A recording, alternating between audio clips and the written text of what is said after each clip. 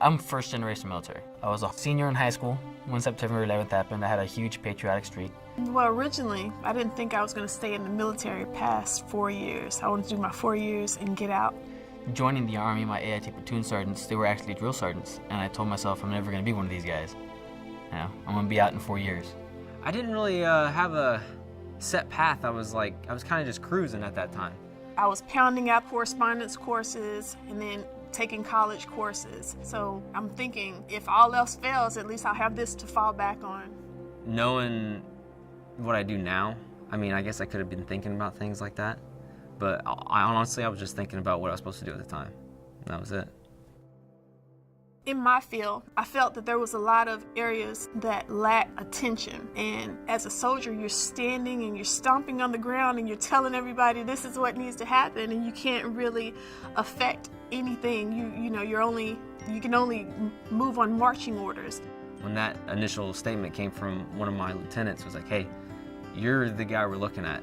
You need to start leading. You know, I'd get soldiers coming in from AIT, from Fort Sam Houston, new medics, and I'd be complaining what kind of soldier I'm getting. You know, I decided I'm gonna be that guy that I'm gonna fix it. You know, I think everyone says they're gonna fix it at one point or another, but I said I'm gonna fix it. But I felt as a warrant officer who is a specialty in the field, and you are the senior advisor, you're the advisor to the commander. That's the only way they make things happen, is if you're talking to the person that can change it. Then I started thinking more about it after he told me about what I could do next, and it kind of just hit, the light bulb hit, and I was like, yeah, I want to do that. It got easier, and then it felt like this was where you were supposed to be, and you had a path that you wanted to take, and you could see the long-term goals. So I was a sergeant before it was time for me to get out, and I decided I like this too much. What set me up for success was getting ready for NCO year of the year boards, promotion boards, drill sergeant boards, and having soldiers, being able to get them ready for those type of competitions. It's when you don't take those opportunities, those risks, you're going to stagnate. You're going to stay where you are. And the Army and the world as a whole is looking for people who are rising, who are ambitious, and who are not afraid to step forth and take that risk. I had a senior mentor, and it was a sergeant major. Well, actually, I had great leadership.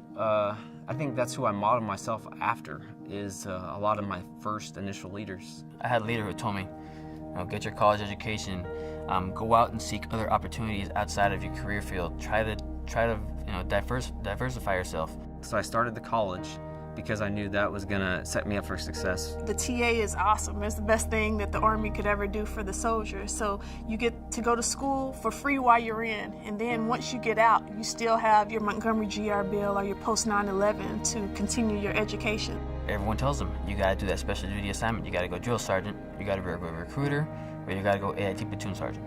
She was like, you'll be an excellent sergeant major, so we're gonna send you to drill sergeant school. I called branch, and they didn't even give me the choice, they just went ahead and did it. So next thing you know, I'm going to the U.S. Army Drill Sergeant School in Fort Jackson. Because I remember when I was in basic training, like the things that the drill sergeants did to us and the total chaos that went on, I didn't think I would be able to measure up to what I felt like my drill sergeant did. When I got there, I was quite a bit nervous. I definitely didn't want to get out there and fail in front of people. I guess that's my biggest fear. It's getting out there and failing in front of the people who expect me to know what I'm talking about. I knew the hours for the AIT platoon sergeant were the worst.